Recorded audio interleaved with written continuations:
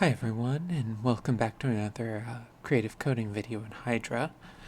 So, in this video, I think we're going to play around a little bit more with feedbacky kind of things. So let's try some stuff and see what happens.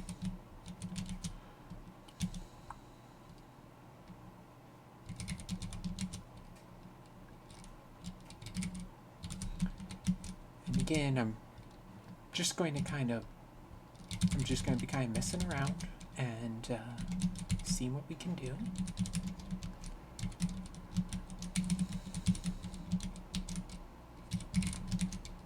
So the first thing I'm going to do is, let me see, I can multiply it by noise, blend it with this oscillator. That should work. Okay. Cool.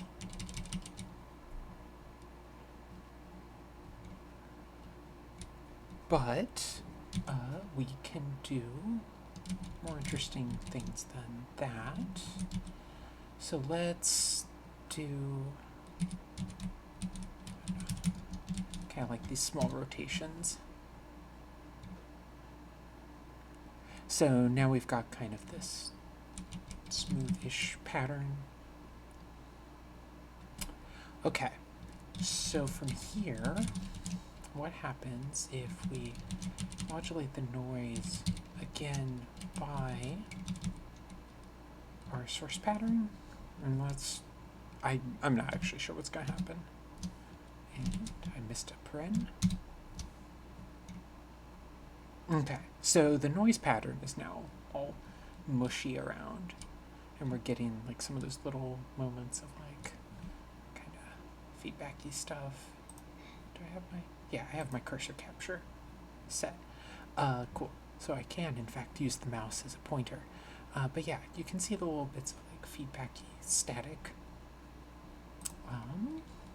If we turn up, yeah, that's why I was figuring is that's just going to kind of become. You can still see some of the noise pattern and the left to right oscillator motion, because if I turn this negative, we should see it going back the other way. But yeah, you can see the cells of the noise, and we can test that that's what that is by changing the. Yeah, so as we turn it up, we can see more cells. We turn it down, it's a smaller number of cells, but then you can still see this direction.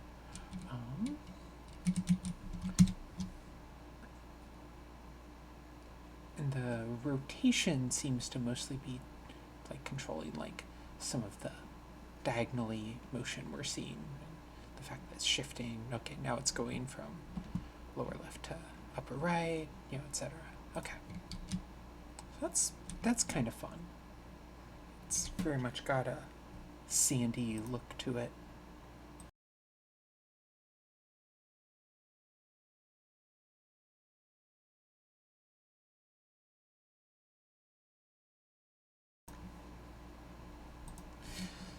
That was not my dry cough. That was actually the fact that I almost sneezed, which, as I will tell anyone who will listen to me, sneezing should be illegal in a pandemic. But no one listens to Zathras. Okay. Let's try one last weird thing, which is like, let's do a mask shape for, then let's make it kind of big-ish. And then, let me see, that's, okay, then one more, okay. Okay, alright, that's kind of fun. We'll sort of have these, like, edges here, but then there's parts of it that kind of escape, I think because of the rotation. I think it would do even more if we did some other transformation too. Let's see what happens if we slowly scroll up. Okay. 0.01.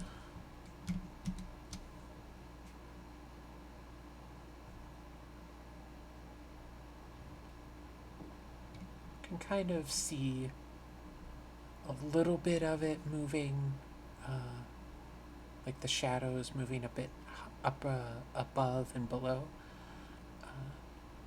So that's, if I turn up, okay, yeah, then you can really see it, like, kind of going up from the bottom of the screen, and then the distortion of the modulation flowing upwards. So that's kind of cool. Let's see. What happens if I do even more? We're in end game territory here. Let's see what happens if we multiply even more by, I don't know, stuff. Okay, get kind of a fun extra sort of smoothing out of the pattern. Got all these little thumbprint shapes. What if we made the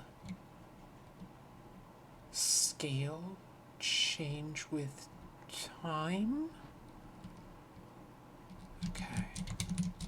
Now, this is going to be slightly tricky because I don't actually want to mess anything up. So let's do, multiply that by math dot. The sine of time divided by,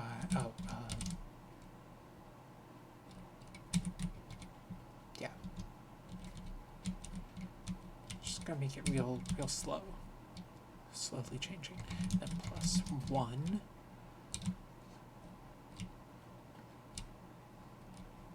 Actually, okay, 1 plus 1.5. Because since the sine, sometimes I'm used to title, right, where the Alex did the very convenient thing for us of making the continuous waves vary between 0 and 1, which is super nice for parameter controlling and stuff, but sometimes I get stuck in thinking that like stuff has been shifted and rescaled. It has not, so I don't want to see what happens if we do a negative scale. I mean, I should probably try it at some point, but not yet. Okay, so let's try this. Okay.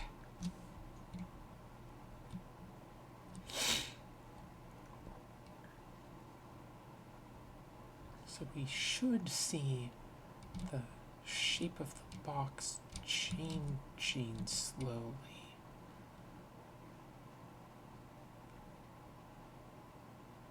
But I'm not sure if I am, so I'm going to speed it up a little. Oh, okay. It was just too slow.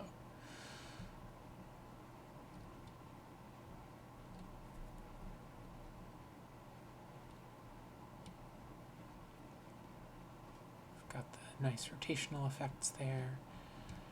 It's slowly getting bigger as it's filling up the screen, where the distorted effect that's floating across the ghosting is changing, so it's also getting bigger.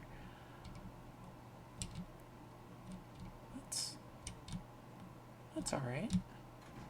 Not like super exciting, but it's kind of fun. Yeah, maybe I'll just take that and do it again. It's just ordinary. Maybe I'll just take that out and do it again as an ordinary like scale. Did I still? Okay, right.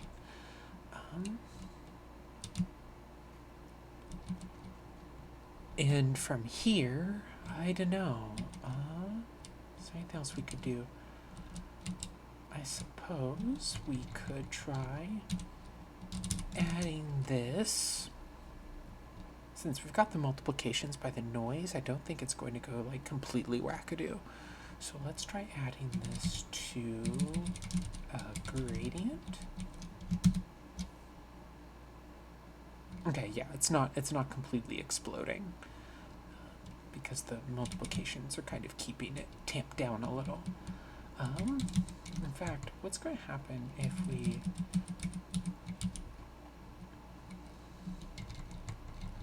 also throw in like another modulate that's going to be modulated by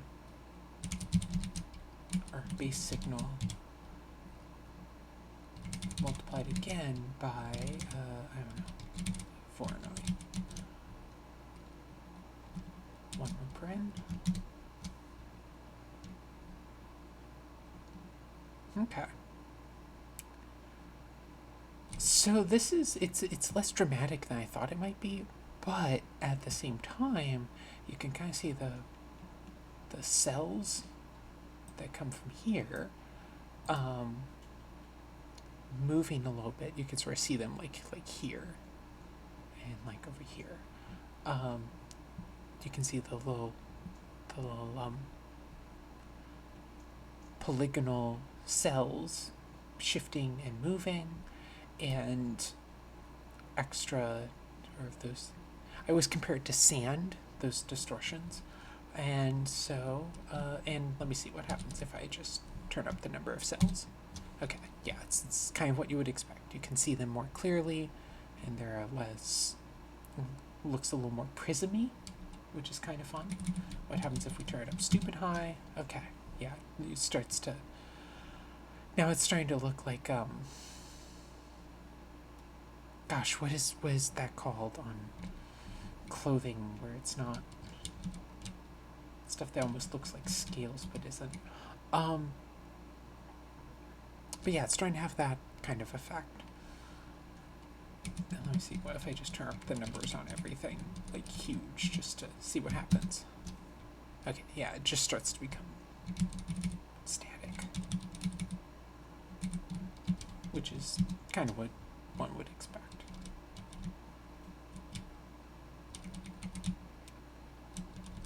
And,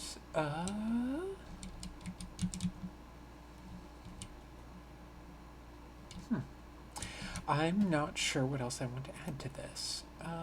Maybe... Huh.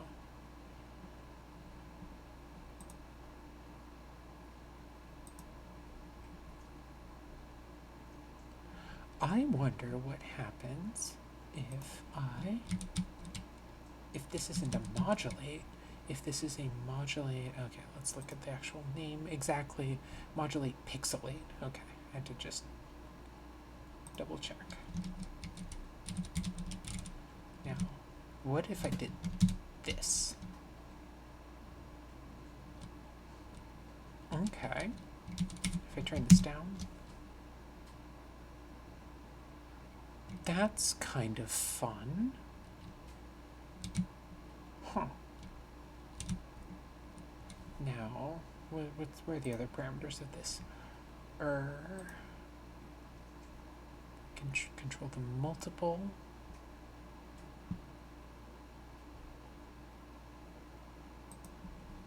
So let's have, let's make it 20. Okay. I got some good little staticky effects starting to form, little artifacts. But rather than just a normal gradient, what are the arguments to gradient? Let's say speed. Okay. So what we can do with gradient is change the rate at which the color shifts, I think.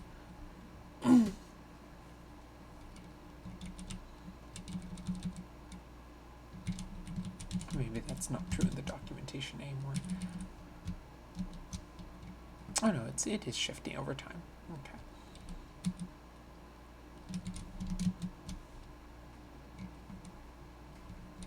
But let me see. What if we do modulate collide instead of modulate pixelate?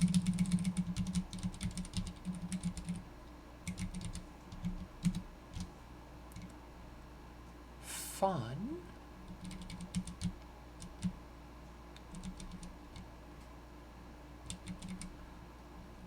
But I'm starting to wonder if what I need to do is actually take this mask, and rather than put it inside the blend, what if I just put it outside the whole thing?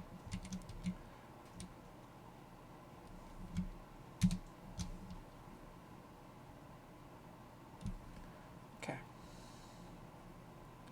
Still kind of get some fun effects.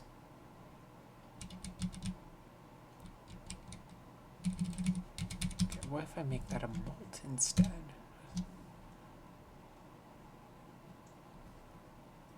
Okay, do you see that? Do you see that with the way something very organic looking about the ways that the cells are starting to shift?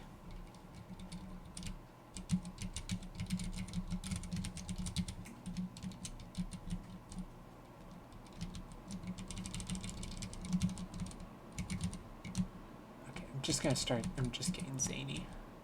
And I know it.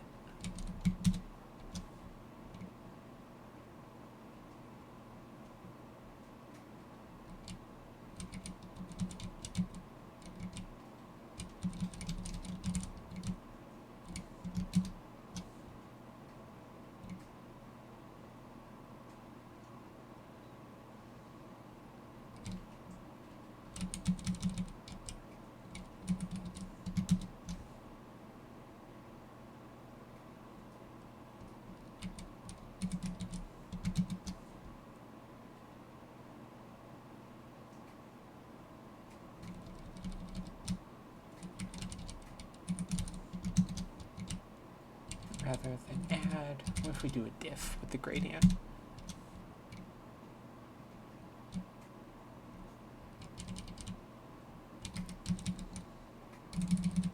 What if we do a diff here?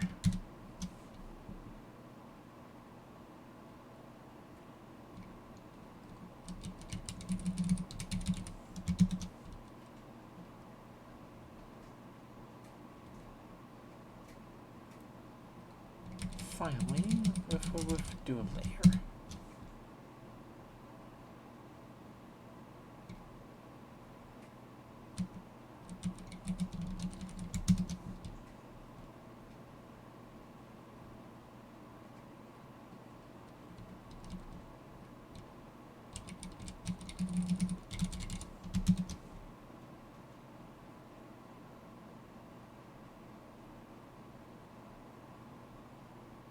Okay. I think I've kind of pushed the basic idea of this one, at least, as far as I want to go. I feel like we had a decent amount of like fun effects here, and at the very least, learning a bit more about how to do some nice feedback. So I think I'll just leave this here.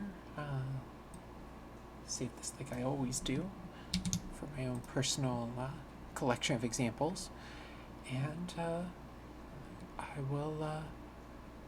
I'll be back in tomorrow's creative coding video. Take care.